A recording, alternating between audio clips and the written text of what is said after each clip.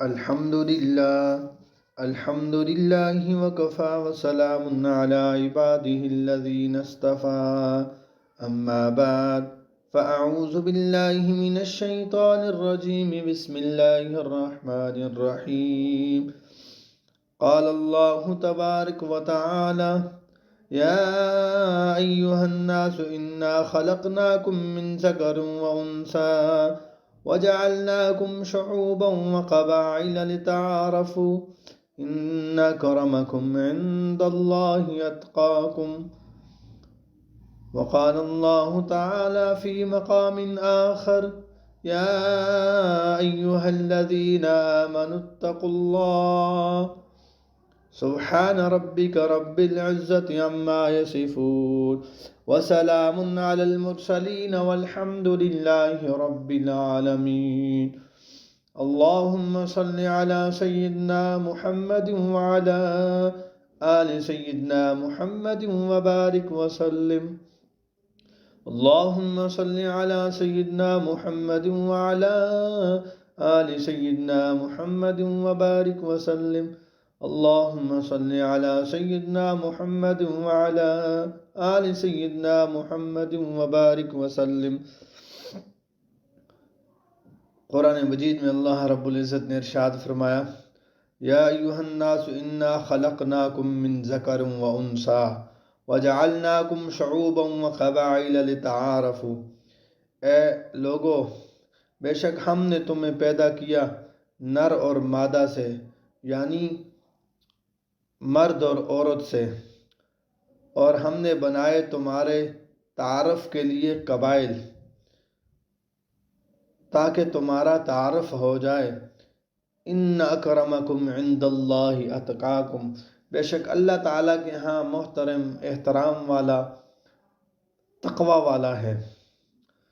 زمین کی جو زینت ہے یہ پرہیزگار اور متقی لوگ ہوتے ہیں۔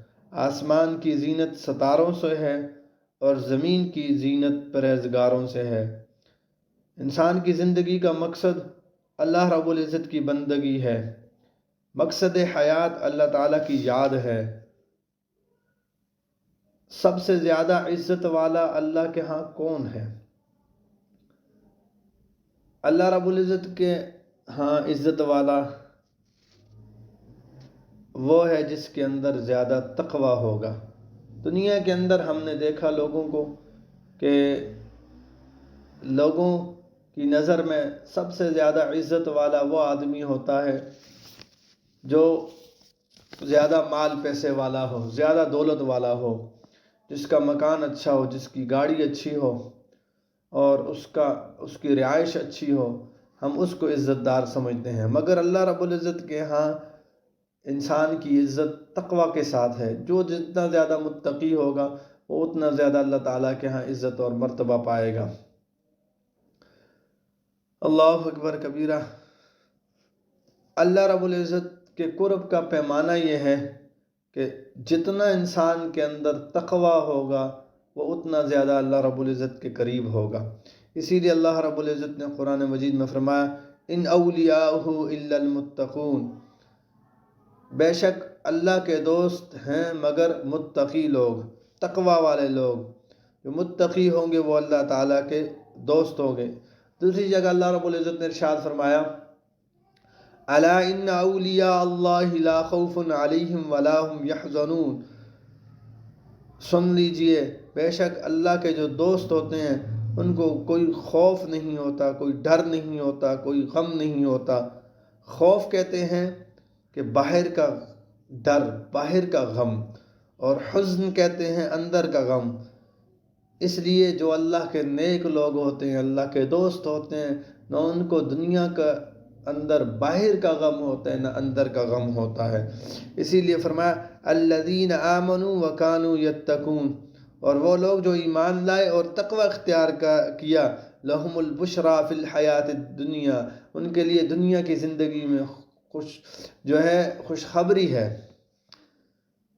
تقوی اور پرہیزگاری کو اختیار کرنے سے انسان اللہ رب العزت کا دوست بن جاتا ہے، بلکہ اللہ رب العزت کے دوستوں میں شامل ہو جاتا ہے۔ اب ولی کون ہوتا ہے؟ کہ جس کو اللہ رب العزت ولایت عطا کر دیں۔ ایک ولایت ہوتی ہے ولایت عامہ، ایک ہوتی ہے ولایت خاصہ۔ ولایت عامہ یہ ہے کہ جو بندہ بھی کلمہ گو ہوگا اس کو ولایت عامہ مل جائے گی، لیکن ایک ولایت خاصہ ہے۔ ولایت خاصہ وہ ہے کہ جو آدمی تقوی اختیار کرے گا، پرہیزگار ہوگا، اس کو ولایت خاصہ ملے گی۔ اسی لیے اللہ رب العزت نے فرمایا انما یتقبل اللہ من المتقین، کہ اللہ رب العزت تقوی والوں کی عبادات کو قبول کرتے ہیں۔ قرآن مجید میں آپ دیکھیں گے جا بجا اللہ رب العزت نے تقوی کے بارے میں حکم دیا۔ ہر چند آیتوں کے بعد اللہ رب العزت تقوی کے بارے میں ارشاد فرماتے ہیں کہ تم تقوی اختیار کرو۔ تقوی کے ساتھ، تقوی والی آیات کے ساتھ اللہ رب العزت نے قرآن پاک کو سجا دیا۔ آپ نے دیکھا ہوگا دنیا کے اندر کہ کوئی آدمی اگر کسی تھال کے اندر کوئی چیز بنا کر لاتا ہے تو جو میوے ہوتے ہیں، میوہ جات ہوتے ہیں، خشک میوہ جات ہوتے ہیں، ان کو اوپر سجا کر لے کر آتا ہے۔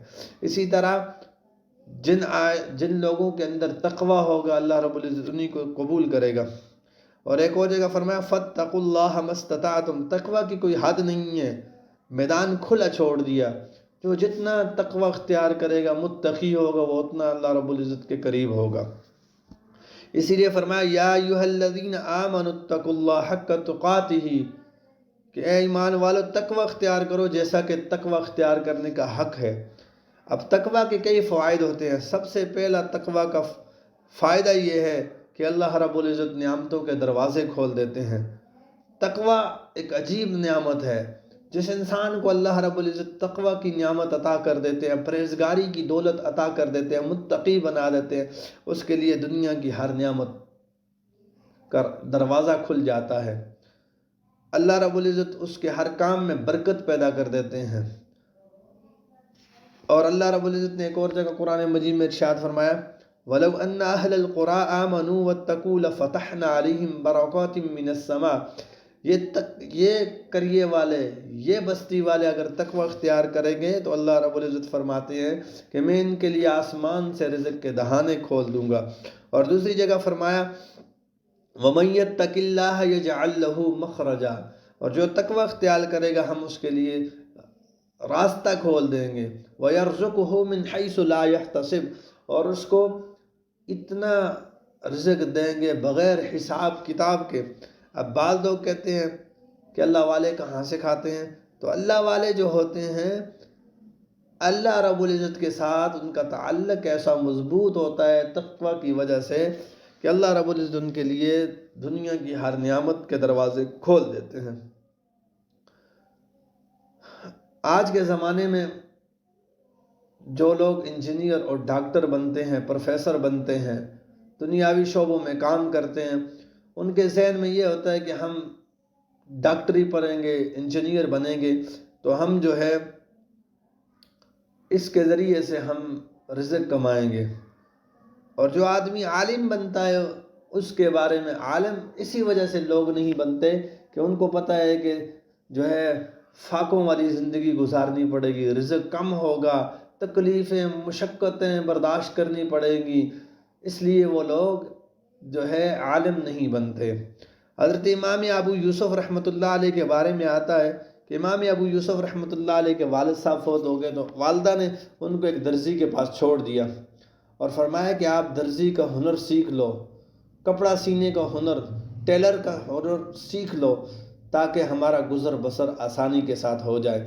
حضرت امام اعظم ابو حنیفہ اس زمانے میں حیات تھے، ان کا درس ہوتا تھا، کلاس ہوتی تھی، تو حضرت امام ابو یوسف رحمۃ اللہ علیہ جب جاتے سلائی کے لیے، درزی کا کام سیکھنے کے لیے جاتے تو راستے میں وہ امام اعظم ابو حنیفہ کے درس میں بھی بیٹھتے، کچھ عرصے تک بیٹھتے رہے۔ کچھ عرصے کے بعد والدہ کو پتہ لگا، والدہ نے کہا کہ تو جو ہے کام پر کیوں نہیں جاتا؟ انہوں نے فرمایا میں علم حاصل کروں گا۔ تو ان کی والدہ نے کہا کہ تم بھوکے مرو گے، تم ہمیں بھی بھوکا مرواؤ گے۔ حضرت امام صاحب رحمۃ اللہ علیہ کے پاس آئی، امام اعظم ابو حنیفہ رحمۃ اللہ علیہ کے پاس، اور آ کر فرمانے لگی کہ آپ خود تو جو ہے بھوکے مرو گے، ہمیں بھی بھوکا مرواؤ گے، اور تم خود تو نکمے ہو، ہمارے بچے کو بھی نکمہ بنا دو گے۔ تو حضرت امام صاحب رحمۃ اللہ علیہ نے فرمایا، اماں جان ایک وقت ایسا آئے گا کہ آپ کا بیٹا پالکی میں بیٹھ کر جائے گا اور جو ہے چاندی کی چمچ سے چاندی کی پلیٹ میں فلودہ کھائے گا۔ تو امام ابو یوسف رحمۃ اللہ علیہ فرماتے ہیں کہ وقت گزر گیا، میرے استاد محترم دنیا سے چلے گئے، میری والدہ دنیا سے چلے گی، اور وقت کے بادشاہ کو ضرور کوئی مسئلہ پیش آیا تو اس نے میرے لیے پالکی بھیجی، مجھے پالکی میں بٹھا کر بھیجا گیا، لے کر جانے لگے۔ اس وقت مجھے خیال آیا، پھر اس نے اپنے بادشاہ نے اپنے دربار میں بلایا، تخت پر بٹھایا، اور اس وقت حضرت امام ابو یوسف رحمۃ اللہ علیہ کے سامنے چاندی کی پلیٹ میں چاندی کی چمچ کے ساتھ فلودہ پیش کیا گیا۔ تو امام ابو یوسف رحمۃ اللہ علیہ کی آنکھوں میں آنسو آ گئے اور فرمانے لگے، ہائے کاش میری والدہ زندہ ہوتی اور آج دیکھتی کہ میرے استاد محترم کی بات سچی ہوگی۔ تو اللہ رب العزت انسان کو، جب انسان متقی بنتا ہے، علم حاصل کرنے کے لیے اللہ کے راستے میں نکلتے ہیں، تو اللہ تعالیٰ اس کو اس طرح اپنے خزانوں سے کھلاتے ہیں۔ اسی لیے کسی شاعر نے کیا خوب کہا ہے، جب تک بکے نہ تھے کوئی پوچھتا نہ تھا، تم نے خرید کر ہمیں انمول کر دیا۔ یہ بازی عشق کی بازی ہے، جو چاہو لگا دو، ڈر کیا، گر جیت گئے تو کیا کہنے، گر ہار گئے تو مات نہیں۔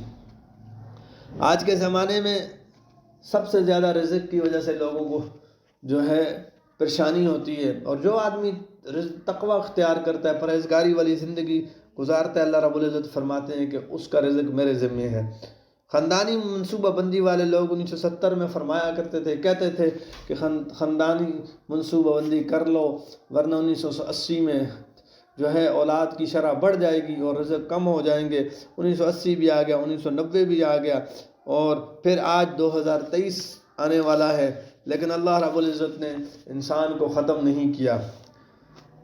جو آدمی تقوی اختیار کرے گا اس کا رزق اللہ کے ذمہ ہو جاتا ہے۔ تقوی پر اللہ رب العزت نے اسی لیے فرمایا، جگہ جگہ فرمایا، اور تقوی ایک ایسی چیز ہے کہ یہ انسان کے لیے اللہ رب العزت کے خزانوں کی دروازے کھول دیتے ہیں، کنجی خزانوں کے منہ کھول دیتا ہے۔ ہمارے مشائخ تو فرماتے ہیں پل صراط کے اوپر تقوی کی وجہ سے انسان پار کر جائے گا، جنت بھی انسان کو اس کے تقوی کے مرتبے کے برابر ملے گی۔ اسی لیے فرمایا کہ آخرت کی منازل اور تقوی بہت ضروری ہے۔ دنیا کے اندر عزت انسان کو ملتی ہے، تقوی کی وجہ سے ملتی ہے، اور تقوی کی وجہ سے انسان کو دنیا کی ہر نعمت ملتی ہے۔ آپ نے سنا ہوگا جنید جمشید کے بارے میں، یہ خود فرماتے ہیں کہ میں نے جب تقوی اور پرہیزگاری کی زندگی گزارنا شروع کی تو میرے اوپر ایسے ایسے حالات آئے کہ میرے پاس کھانے کے لیے کچھ نہیں ہوا کرتا تھا، لیکن میں نے تقوی اور پرہیزگاری کی زندگی کو گزارا تو پھر اللہ رب العزت نے ایک وقت ایسا آیا کہ میرے اوپر اپنے جو ہے رحمت کے خزانے کھول دیے۔ اس لیے جو بندہ تقوی اختیار کرے گا، اپنے دل کو گناہوں سے پاک کرے گا، تو اللہ رب العزت اس کے اوپر اپنی رحمتوں کے دروازے کھول دیں گے، اور تقوی کی وجہ سے انسان کو اللہ تعالیٰ کا قرب ملتا ہے۔ آج ہمارے دل گند خانے بنے ہوئے ہیں، ہم دلوں پر محنت نہیں کرتے، اپنے دلوں کے اندر تقوی کو نہیں پیدا کرتے۔ اسی لیے نبی علیہ السلام نے فرمایا التقوی ہاہنا اشارت الی صدری، کہ نبی علیہ السلام نے فرمایا تقوی سینے میں ہوتا ہے، دل میں ہوتا ہے۔ دل آج ہمارے مردہ ہو چکے ہیں، ہم دلوں پر محنت نہیں کرتے، ہم جو ہے دنیا کے اندر دنیا کے اوپر محنت کر رہے ہیں۔ ہم یہ سمجھتے ہیں کہ جس کے پاس زیادہ دولت ہوگی وہ عزت دار آدمی ہوگا، لیکن ایسی بات نہیں ہے۔ جس کے اندر تقوی ہوگا وہی آدمی کامیاب ہوگا، اسی کی عزت ہوگی اور وہی شان والا ہوگا۔ حضرت ابی بن کعب رضی اللہ تعالیٰ عنہ سے حضرت عمر رضی اللہ عنہ نے پوچھا کہ تقوی کیا چیز ہے، پرہیزگاری کیا چیز ہے؟ تو حضرت ابی بن کعب رضی اللہ تعالیٰ عنہ نے فرمایا، اے امیر المؤمنین، آپ کا کسی ایسے راستے سے گزر ہوا ہوگا جس کے دائیں بائیں جھاڑیاں ہوں، اور آپ اپنے کپڑوں کو اور جسم کو سمیٹ کر گزریں، تو اسی کا نام تقوی ہے۔ آج ہمارے معاشرے کے اندر طرح طرح کے گناہ ہیں، طرح طرح کی گناہوں کی طرف دعوت دی جاتی ہے، اگر انسان اپنے آپ کو بچا کر گزارے گا، اسی کا نام تقوی ہے۔